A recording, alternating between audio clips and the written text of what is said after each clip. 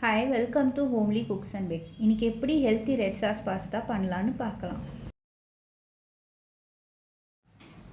ஒரு கடாயில் 2 ஸ்பூன் எண்ணெய், குட்டி குட்டியாக கட் பண்ணி வச்சுருக்கிற பூண்டு ரெண்டுத்தையும் சேர்த்து கொஞ்சம் வதக்கிக்கோங்க. வதக்கிட்டு 2 தக்காளி ஆட் பண்ணிக்கோங்க.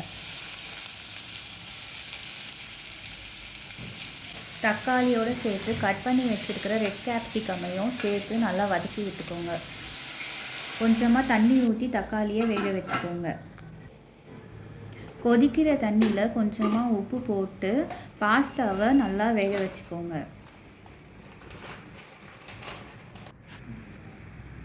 இப்போது தக்காளி வெந்த அப்புறம் ஒரு 3-4 பன்னீர் பீஸ் சேர்த்துட்டு கொஞ்சம் வதக்கி விட்டுக்கோங்க.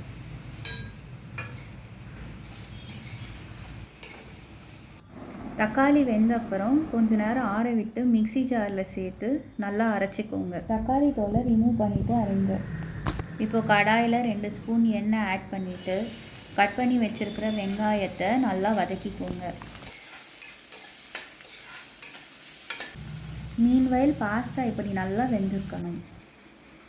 இப்போது வெங்காயம் வதங்கின அப்புறம் பாயில்டு கார்ன் அப்புறம் கேப்சிகம் சேர்த்து நல்லா வதக்கிக்கோங்க. தேவையான அளவு உப்பு ஆட் பண்ணிக்கோங்க. இப்போது அரைச்சி வச்ச பியூரியை கடாயில் ஆட் பண்ணிக்கோங்க.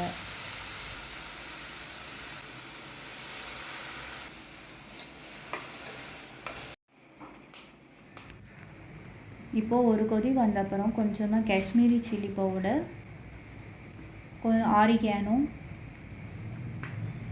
மிக்ஸ்டு ஹெர்ப்ஸ், அப்புறம் கொஞ்சமாக சில்லி ஃப்ளேக்ஸ் ஆட் பண்ணி கலந்து விட்டுக்கோங்க.